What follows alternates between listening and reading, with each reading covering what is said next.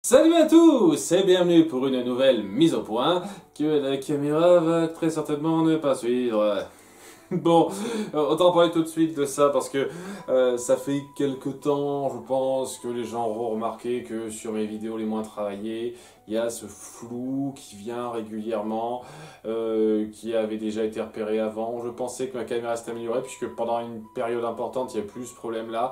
Maintenant, c'est revenu de façon assez importante. Et j'envisage sincèrement pour les vidéos type React, etc., de repasser à ma caméra webcam qui certes est d'une qualité un peu moindre mais qui fera pas de flou. C'est déjà un plus. Ça pourrait peut-être me permettre de faire des petits trucs de montage un peu plus rapides si j'y pense. Je pense que je vais sans doute faire ça pour mes réacs.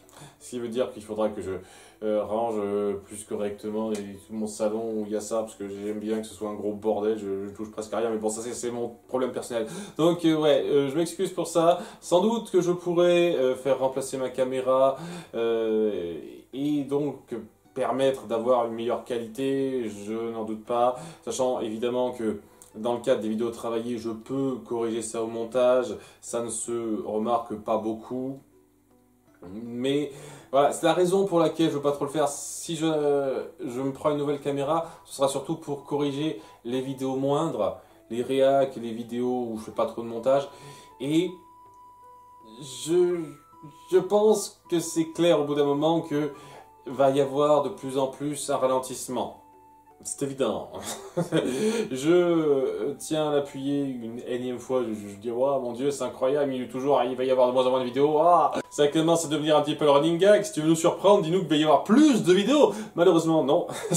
Donc oui, je veux juste en parler très vite pour dire que c'est à ma grande surprise un peu galère de trouver des nouveautés animées typiques pour remplir tout cette année 2024.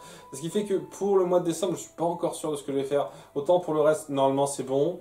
Le mois de décembre, je suis vraiment pas sûr. Et je pourrais possiblement me rabattre. Et même si ça me fait pas plaisir, vraiment pas, sur un des films que j'ai listé comme étant pas prévu en Disneyfield. Si vous vous souvenez, il y a quelques années de ça, j'ai fait une liste, un top 15 des Disneyfields que je ne ferai pas. Peut-être que je pourrais traiter ce film-là. Ça me ferait pas extrêmement plaisir, hein, parce que il y a une raison pour laquelle je voulais pas le traiter en Disneyfield. Mais ouais, ce serait la période et ça aurait peut-être plaisir aux gens, même si pas 3 mois. Enfin, on verra. Je suis pas encore sûr pour décembre. En tous les cas, je ferai un truc pour décembre quoi qu'il arrive.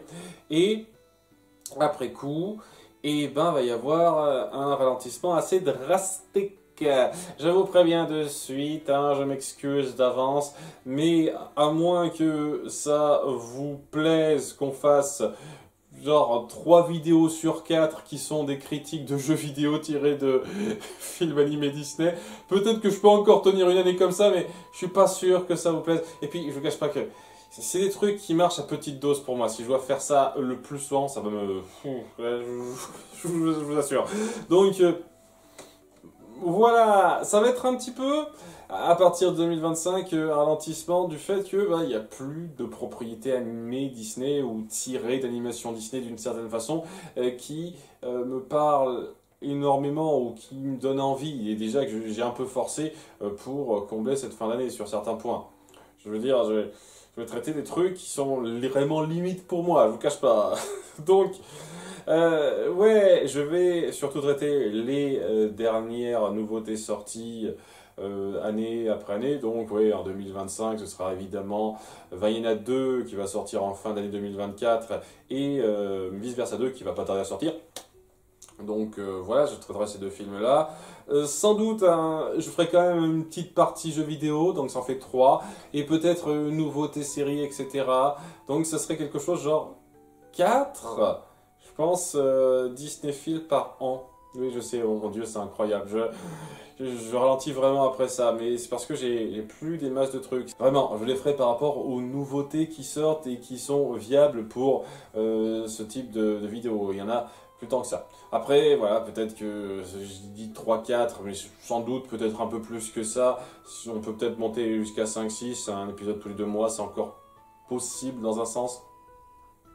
S'il y a plus de films ou de séries qui peuvent être traités de ce type-là, par exemple, je sais que très certainement je traiterai la saison 2 de Monstres au travail à partir de 2025. Je sais pas exactement quoi d'autre sur le coup. Faudra que je fasse un petit encart sur Kingdom Hearts 365 jours, je sais plus exactement, 168, je sais plus, merde. Kingdom Hearts X jours, là, un de ces 4, faudra que je fasse cet encart là. Enfin bon, voilà, j'ai encore un tout petit peu de trucs, mais clairement pas pour tenir tous les mois d'une année maintenant. C'était pour vous prévenir à ce niveau-là. Donc ralentissement, vous êtes au courant, vous saviez que ça ralentirait de plus en plus, et là c'est un nouveau cap. J'espère ne pas ralentir encore plus, mais gardez bien en tête que c'est du fait que je commence à me lasser un tout petit peu. Je vous cache pas, il y a ce côté, je fais sans arrêt la même chose, et au bout d'un moment, ben, se renouveler, essayer régulièrement de rester aussi frais que possible, c'est très difficile. C'est presque impossible, je pense que beaucoup de gens ont ressenti ça, quoi. Il y a lassitude de voir le même type de format se répéter, et vraiment, à moins qu'il y ait une œuvre qui m'inspire énormément, ça apporte pas beaucoup de vues, quoi. La plupart de mes vidéos récentes n'ont pas un succès faramineux quand on compare à il y a plusieurs années de ça.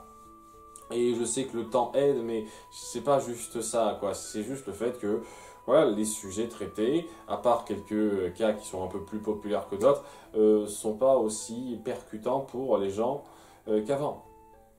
Voilà, et on va en parler un petit peu avec la liste qui suit, je ne vais pas passer plus de temps là-dessus. Donc, on a fait quelques Disney-files entre ces deux dernières mises au point dont je vais traiter. Le premier étant le top 10 des Disney annulés. Un sujet que j'avais dans mes cartons depuis pas mal de temps. J'hésitais entre celui-ci et celui sur le top 10 des Disney possibles, des adaptations possibles Disney. J'ai fini par partir sur les adaptations possibles parce que c'était un peu plus simple. Donc je sais pas si vous vous souvenez, ça fait quand même pas mal de temps, mais au bout d'un moment je me suis dit ouais, quand même, j'ai quand même gardé pas mal de liens qui m'indiquaient les différentes informations sur ces Disney là. Ça va, j'ai encore de la place pour quelques petits top 10, pas des masses. Là aussi je suis pas sûr qu'il me reste beaucoup de de matériel pour faire des top 10 qui m'inspirent vraiment. Et c'est pas top 10 des meilleurs méchants Disney, waouh, c'est incroyable, hein, personne n'a jamais fait ça. Je veux des top 10 qui me parlent, qui m'inspirent vraiment. Et j'ai encore quelques idées, mais plus tant que ça, honnêtement. Enfin bref, ça pourra se combler au fur et à mesure, ça on verra bien. Le truc. Avec ce top 10, j'étais assez content de le faire, j'étais très content des gens qui ont regardé, même si c'était pas très nombreux, qui ont donné leurs petits avis, comme quoi ils regrettaient un petit peu que Disney soit parti sur des projets pas joyeux et aborder des trucs comme ça. Et je leur dis, ouais, c'est vraiment dommage. Conceptuellement, ça avait l'air très cool, la plupart de ces films-là. Mais dans l'absolu, on ne saura jamais ce qu'aurait pu réellement être ça. On ne peut que s'imaginer. Et c'est ça qui rend la chose un peu frustrante dans un sens. On voit les idées, on voit le potentiel. Et ce potentiel n'a jamais eu la chance de se possiblement réaliser. De fait, c'était intéressant de parler de ça. Je ne suis pas la première personne à en avoir parlé, mais c'était cool un petit peu de me pencher un peu sur ces différentes images que j'ai trouvées pour parler des projets avortés qui méritaient un tout petit peu d'attention, et je pense que beaucoup d'autres chaînes l'ont mieux montré que moi, mais bon, si ça a pu un tout petit peu ouvrir ça à quelques-uns d'entre vous, tant mieux. Bon, très rapidement, on m'a repris en commentaire sur l'oubli de Morte, qui était un projet à l'étrange Noël de Monsieur Jack, ce me semble, et c'était prévu donc en stop motion. C'est peut-être pour ça que je l'ai pas évoqué. J'avoue que en cherchant dans les listes, j'ai très peu entendu parler de ce film-là. Oui, conceptuellement, dans le récit, c'était pas trop mal, mais bon, je le redis, la stop motion et moi, ça fait deux, hein. Bref, le Disney film suivant a été sur Lego Disney Princess. Un cas dont sincèrement j'ignorais l'existence. Mais c'est grâce au groupe Discord qui ont leur petit rituel hebdomadaire. Ils se regardent un film Disney, ils discutent entre eux, ils sont genre une dizaine à chaque fois. C'est sympathique. Bon, je suis pas trop avec eux. Des fois, j'aime bien lire un petit peu ce qu'ils disent sur les films après coup, quoi, pour voir certaines réactions par rapport au film. Mais dans leur liste de films Disney à découvrir, il y avait le 2 en 1, Lego Disney Princess. Donc Lego La Reine des Neiges et Lego Disney Princess, qui était sorti il n'y a pas très longtemps à ce moment-là, et ça m'a intrigué, je ne savais pas que ça existait, et en me penchant un petit peu là-dessus, j'ai vu qu'il y avait potentiel pour une critique, et donc j'étais bien content, ça m'a fait un Disneyphile ça. Donc j'en ai profité aussi pour rattraper les deux courts-métrages qu'on m'a un petit peu reproché d'avoir oublié la première fois que j'ai traité des meilleurs courts-métrages, enfin des courts-métrages dérivés de films animés Disney, et ouais, j'ai oublié celui sur Vaiana et sur Volt. n'est pas les plus grandes pertes, hein, comme vous l'avez vu. Je me suis dit, oui, je ne pouvais pas faire une vidéo particulièrement dédiée à ça. Donc, ce petit rattrapage pour servir de tremplin à la vraie critique, c'était pas plus mal. J'ai pas grand chose de plus à dire, les gens étaient plutôt contents de cette critique. C'est vrai que la version Blanche-Neige de ce film est très fun. Ils savent que la version de base est un peu datée et je veux vraiment la défendre sur le fait qu'elle représente quand même quelque chose d'assez fort dans la puissance de la matérialité, le fait de s'occuper de quelqu'un, c'est quand même du travail et ça demande une certaine force quand même. Donc la situation est pas dégueulasse pour appuyer le personnage, mais en termes de personnalité pure, voilà, c'est la base de la princesse un petit peu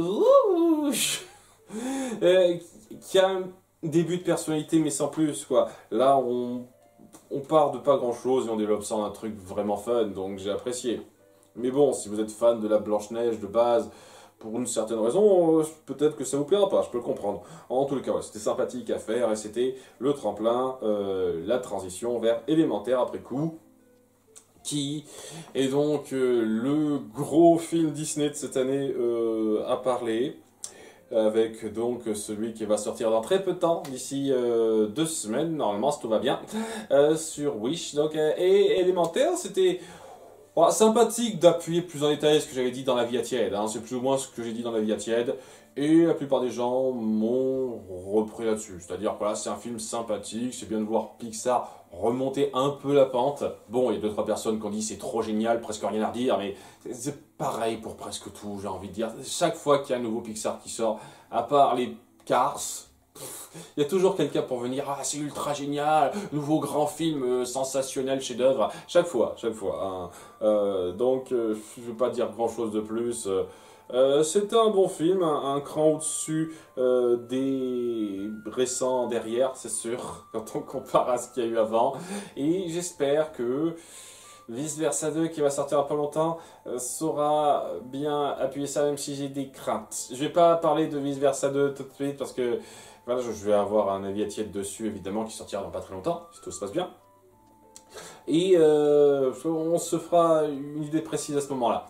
Donc voilà, c'est une sorte de petit renouveau pour Élémentaire, enfin un retour de mise en avant centrale d'un couple, ce qui fait plaisir. Voilà, même si le couple en lui-même, j'estime que c'est pas un des plus grands couples qui soit, mais ça fait plaisir. Donc c'était un peu rafraîchissant, à défaut d'être particulièrement puissant ou autre chose, c'était rafraîchissant ce film. Je suis bien content de l'avoir découvert et ça fait avoir un peu d'espoir pour la suite pour Pixar. Bien, alors, les 2 derniers Disney-Files traités récemment, ça a été donc Epic Mickey 1 et 2. Sans grande surprise, ça n'a pas connu un succès monstre, mais en étant vraiment honnête, peu de ces derniers Disney-Files ont connu un succès monstre, hein. Je crois que celui qui a le plus de succès doit peut-être Lego Disney Princess. Élémentaire n'a pas eu beaucoup de vues, hein, quand on est à peine 8000 et des brouettes, un truc comme ça. Donc vous voyez, c'est pas non plus fou, hein. On est vraiment au stade où les gens commencent un tout petit peu à déserter mes vidéos, parce que j'en fais moins sans doute, parce qu'il y a de la lassitude très certainement aussi. c'est très compréhensible dans un sens, hein, je vais pas les blâmer pour ça. Moi-même, j'adore le Nostalgia Critique encore, mais je regarde moins souvent ces vidéos. Il m'arrive de sauter certaines de ces vidéos maintenant. Alors qu'avant, c'était clairement pas le cas, hein. Avant, c'était mon rendez-vous de la semaine. Le Nostalgia Critique vient de sortir une vidéo, c'est la première chose à regarder. Maintenant, moins. Ce que voulez-vous? Les choses évoluent, c'est normal, hein. Ça reste toujours mon youtubeur préféré, je le pense sincèrement. Mais il y a une lassitude logique. Enfin bref, ouais, ça a connu un succès à peu près équivalent que celui de Kingdom Hearts, peu de choses près, donc ok, peut-être un petit peu moins dans un sens, mais enfin bon, voilà, Disney Epic Mickey, je voulais en parler parce que c'était une aventure un peu spéciale qui voulait rendre hommage au vieux Disney, hein, donc à ces courts-métrages un petit peu anciens que j'ai découvert relativement récemment avec notamment les Silly Symphonies et d'autres que je connaissais quand même, faut pas exagérer, hein. Et en toute franchise, lorsque c'était ça dans les jeux vidéo, j'étais très content. Lorsque c'était autre chose, lorsque c'était toute la promo de Disney World et Disneyland, pas trop, hein. Mais bon, j'ai été un peu clair là-dessus. C'est le truc qui m'a un petit peu sorti de l'univers global qui promettait un peu plus que ça avec sa prémisse. Mais en même temps, c'est Disney, hein, la promo dans ses œuvres, c'est quand même un truc évident à faire. Tel quel, bon, l'histoire, c'est loin d'être aussi complexe qu'un Kingdom Hearts aussi, hein. Je tiens à l'appuyer, c'était beaucoup moins compliqué à résumer. J'avoue, ça a pris un peu moins de temps. C'était toujours très long, parce que ça reste des jeux vidéo qui sont longs, qu'il faut que je regarde en détail, hein, en let's play. Bon, sachant que j'y ai un peu joué quand même, hein. Avant qu'on me dise, oui, j'y ai un peu joué à ces deux jeux-là pour la prise en main, savoir un peu à quoi ça ressemblait, mais c'était majoritairement via un let's play que j'ai découvert le jeu et que j'ai vu un petit peu comment ça se goupillait. Comme d'habitude, hein, au passage, hein, ceux qui sont choqués, c'est pareil pour toutes mes critiques de jeux vidéo. Et j'estime une fois de plus que ça me rend légitime de critiquer certaines choses. Voilà. Pas tout le jeu, mais certaines choses du jeu. Donc, oui, c'est dit, ça, ouais, les réactions étaient sympathiques. Peu de personnes ont mal pris quoi que ce soit.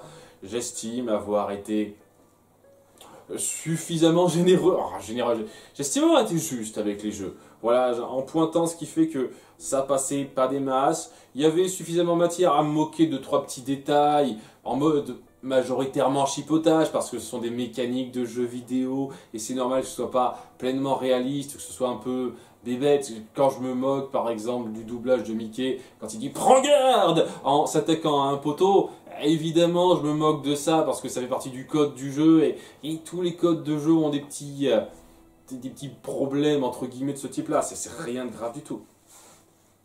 Et évidemment, je pense que vous avez tous compris à quelques micro-détails près, quoi. Donc ça va, c'est pas un problème. C'était fun de traiter ça malgré tout, de découvrir cette histoire parce que je connaissais pas du tout. Je savais que ces jeux existaient, hein, je savais que c'était apprécié par pas mal de fans, mais je connaissais pas des masses les jeux en dehors de ça. Je savais que c'était Mickey et l'histoire d'Oswald grâce à la vidéo de Sans Pseudo, mais au-delà de ça, rien de plus. Et tel quel, bon, c'était suffisamment épique, suffisamment bien. Ça portait plutôt bien son nom, quoi. De fait, les deux jeux, c'était très sympathique à traiter. Et il y en a un qui était plus percutant dans son ambiance, l'autre qui était plus réussi, plus rigoureux dans son gameplay. Le premier, donc, c'est celui qui réussissait le mieux son ambiance, dans les couleurs, dans le ton un peu sombre. Et le second, c'était encore plus bateau, dira-t-on, dans le déroulé, avec des trucs un peu gros dans l'écriture, j'ai envie de dire, plus que dans le premier jeu. Mais ça essaye de développer un truc plus détaillé que dans le premier jeu, dans un sens. Enfin bref.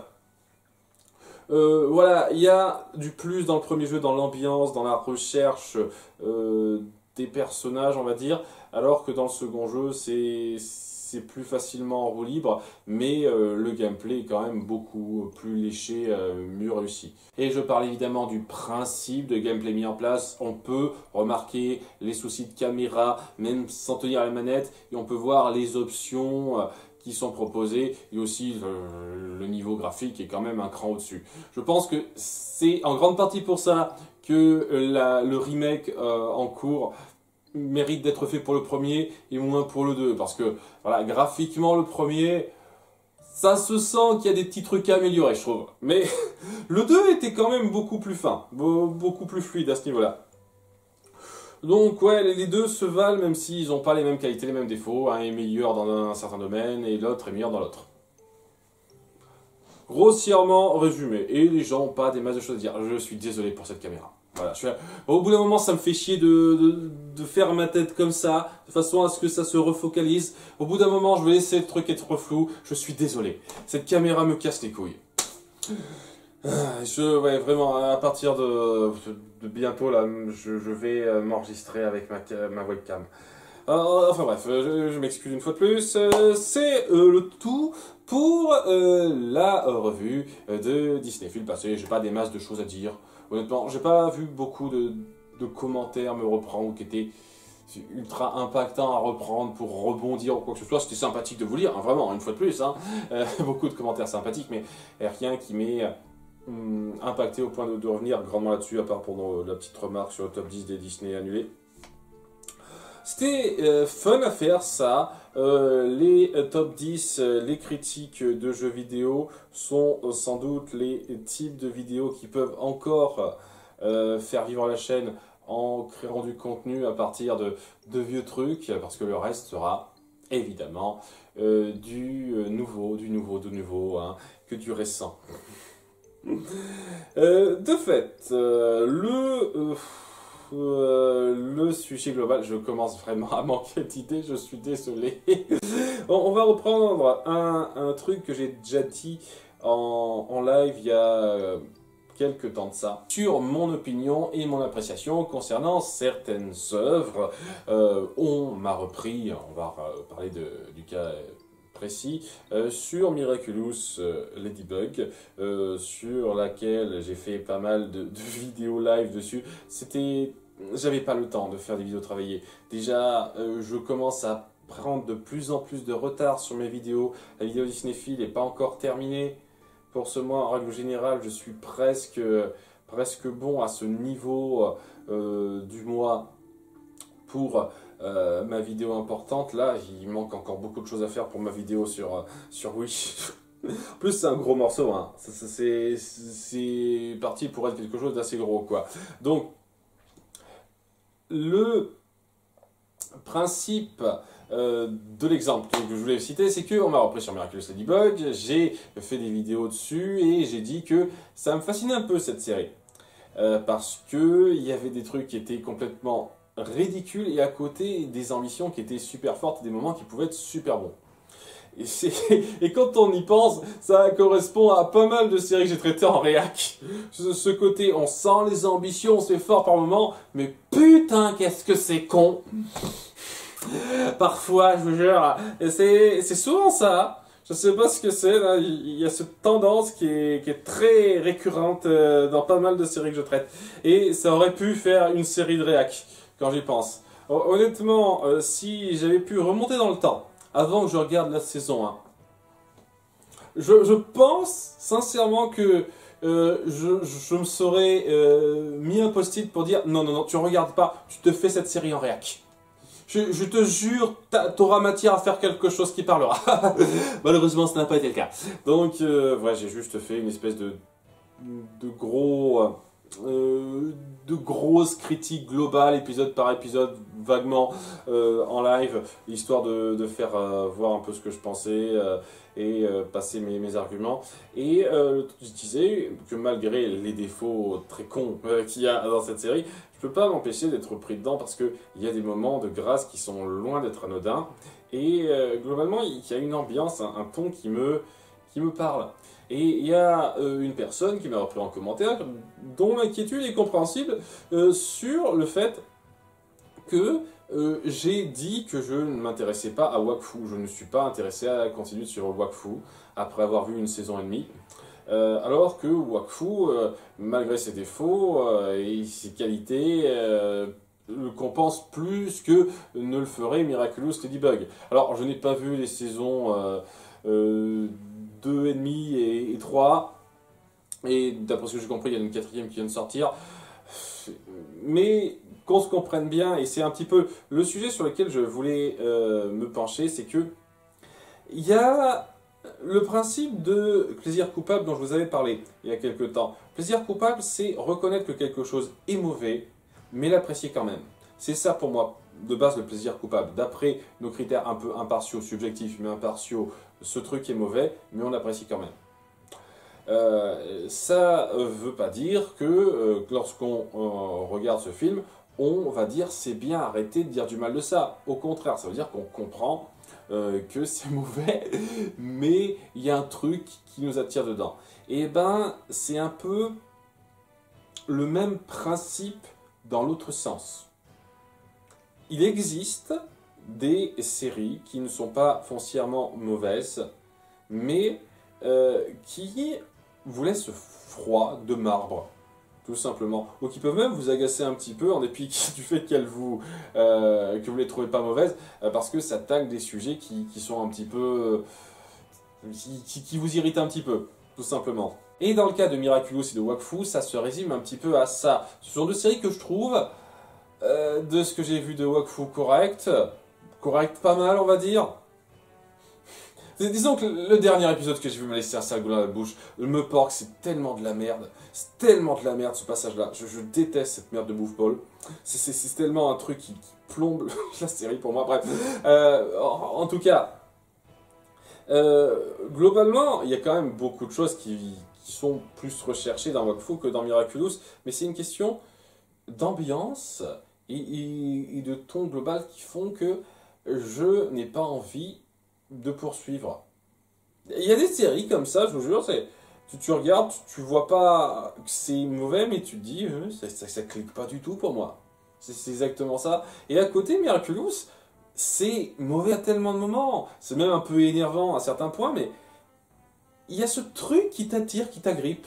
En tout cas pour moi, hein, je dis c'est moi, hein, parce que ça s'établit sur ce qui t'intéresse à un certain degré.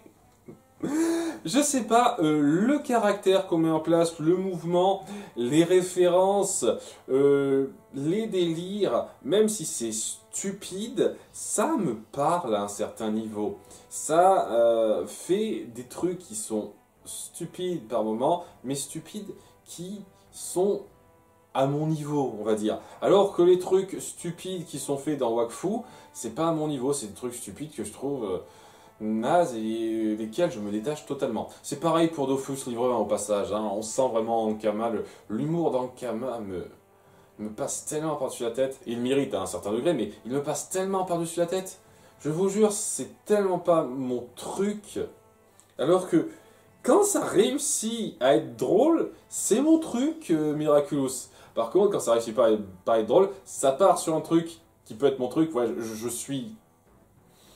À un niveau d'élocution aujourd'hui, c'est dingue, hein. Je vous jure, hein, j'ai jamais aussi bien parlé de ma vie. Ça me parle bien parce que on sent que Thomas Truc, en dépit des gros problèmes qu'on peut avoir avec lui, parce qu'on sent que le mec a un peu un certain melon, veut partir sur le type d'ambiance qui me parle.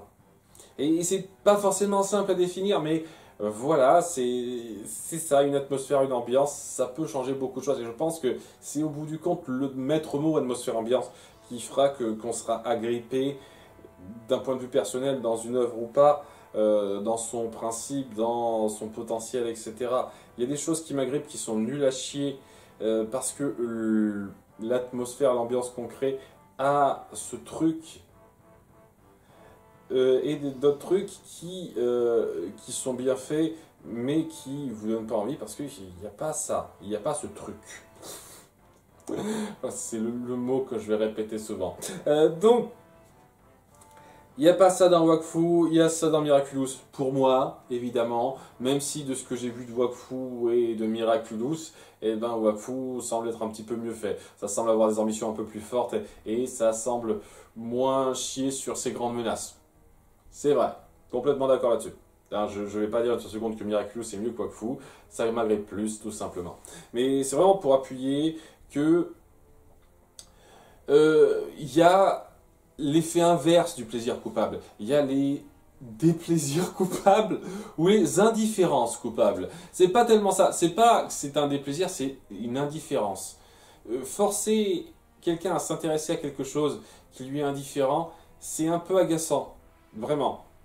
Je vous jure, hein, je ne forcerai jamais quelqu'un à apprécier quelque chose qu'il n'aime pas. Il y a, par exemple, un collègue de travail dont je vais taire le nom, qui aime bien parler un tout petit peu de ce qu'il regarde, séries, films, etc.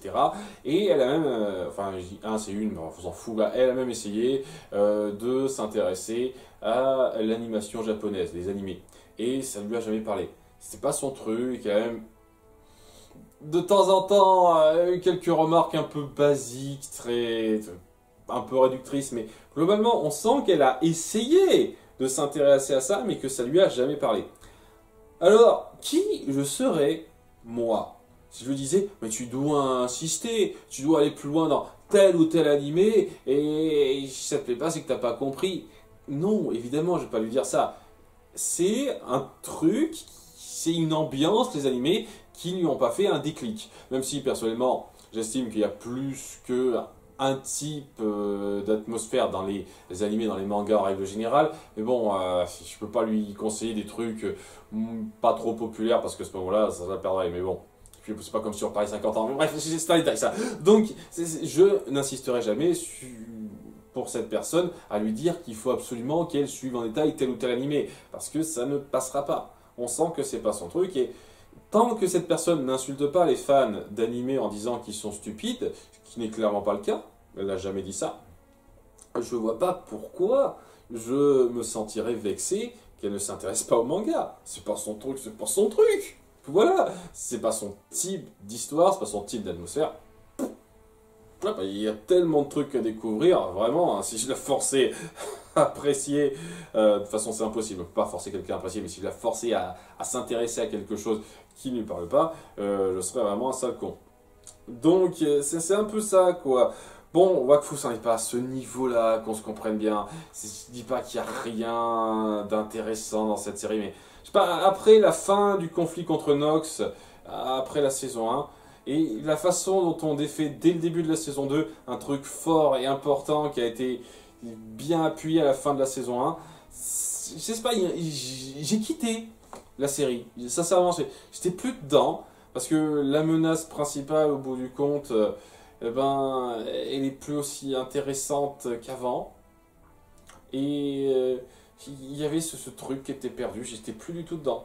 Ouais, ce double épisode de merde sur le bouffe ball, ça a tué le truc. Je ne vous cache pas. Alors peut-être que ça s'améliorerait au bout d'un moment, mais vraiment, ce n'est pas une priorité. J'ai tellement de choses qui sont en suspens, en file d'attente, que je ne vous promets pas une seule seconde de m'intéresser plus à ça, quoi. Mais c'est moi, qu'on se comprenne bien, c'est moi.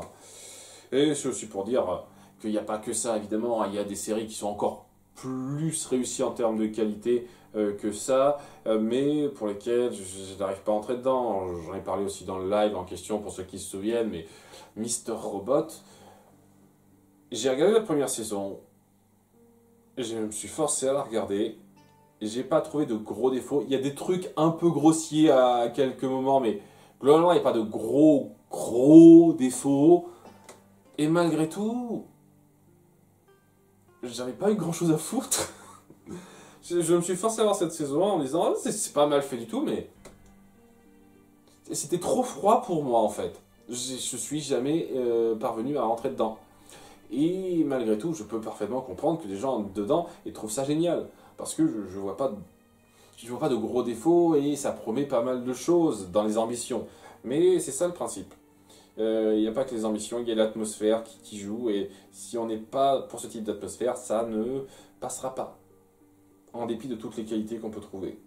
Et oui, si on me forçait à faire la critique de Mister Robot, je dirais beaucoup de choses bien, mais est-ce que ça me ferait plaisir de me pencher là-dessus? Je sais pas trop. C'est un peu pareil pour certains films que j'ai mis dans mon top 15 des films Disney que je ne compte pas traiter en Disney Film. C'est-à-dire que ces films-là me laissent tellement de marbre. Vraiment. Et si je peux trouver un moyen de faire en sorte que ça n'entre pas dans mon domaine d'expertise, c'est pas plus mal, quoi. Je peux me permettre ce genre de choses si je veux. Parce que je prendrais pas plaisir à critiquer ça. Je pourrais me forcer, mais je ne prendrais pas plaisir du tout à critiquer ça. Ça m'est déjà arrivé de temps en temps, rarement, tomber sur des films animés Disney, voire en HS pas tant que ça, mais qui me parlaient pas plus que ça, pour lesquels je me suis un petit peu forcé de base. Ça n'a jamais été les critiques les plus extraordinaires que j'ai faites. Je pense que celle sur laquelle je m'en suis le mieux sorti, c'était Soul. Soul, un film qui m'a laissé de marbre totalement et pour lequel je suis sur le cul de voir que j'ai réussi à avoir autant de matériel pour faire une critique aussi acceptable. Je suis sur le cul d'avoir réussi à trouver autant de trucs divertissants et énergiques à dire sur ce film. Mais ouais, c'est à éviter de répéter trop souvent ça, et c'est la raison pour laquelle je n'ai pas voulu traiter certains films, notamment HS. Mais bon, tout ça pour dire qu'il y a une différence entre apprécier et voir la qualité d'une œuvre. Et c'est important de noter ça. On peut ne pas apprécier quelque chose, mais voir la qualité qu'il y a derrière. Et inversement. Ne pas voir, voir le manque de qualité et apprécier la chose malgré tout. Plaisir coupable. Donc, que ce soit clair sur le fait que je peux apprécier certains trucs, que ça puisse paraître un peu hypocrite par moment, parce que je n'aime pas l'hypocrisie. S'il y a bien un défaut qui m'exaspère au plus haut point, c'est l'hypocrisie. Je déteste quand des gens ont cette espèce d'arguments pour défoncer quelque chose, mais qu'à côté, ils disent « Ah, c'est pas grave, il n'y a pas de problème dans cette autre chose », alors que cette autre chose a les mêmes problèmes. Mais cette autre chose n'est pas la même chose que la première chose, donc c'est pas pareil. Et donc il y a certaines raisons qui peuvent être idéologiques ou vraiment fanboyisme, etc. là-dedans, qui peuvent jouer un rôle, mais ouais, j'ai toujours un petit peu de mal avec ça, donc je veux appuyer un peu le fait que je n'irai clairement pas qualifier Miraculous Ladybug de série réussie énormément, loin de là. Il y a énormément de défauts, c'est équivalent à de nombreuses de ces séries que j'ai critiquées de façon très véhémente en réac, où je me suis plaint en grande partie du problème de ton, problème d'univers, d'incohérence, fait que par moments c'est écrit avec le cul, mais c'était compensé par les ambitions et tout le team. C'est le même principe, mais il y a un truc dans l'atmosphère en plus qui a fait que c'était pas désagréable, déplaisant de suivre ça de bout en bout. Et je regarderai la saison 6 avec plaisir, même si ce sera con et peut-être même un peu énervant par moment. Et voilà, j'espère que cette vidéo vous aura plu. J'ai de moins en moins d'idées pour les sujets globaux dans ces mises au point, c'est pour ça que j'en fais de moins en moins, je m'excuse à ceux qui les aiment, ces vidéos-là. C'est toujours intéressant à faire sur le principe, c'est juste que j'ai plus d'idées. Mais c'est bien d'en faire quand même un tout petit peu de temps en temps encore. Je vous remercie d'avoir suivi et je vous donne rendez-vous à très bientôt pour la vie à tiède sur Vice Versa 2 et le Disneyfield sur Wish. A très bientôt, bye!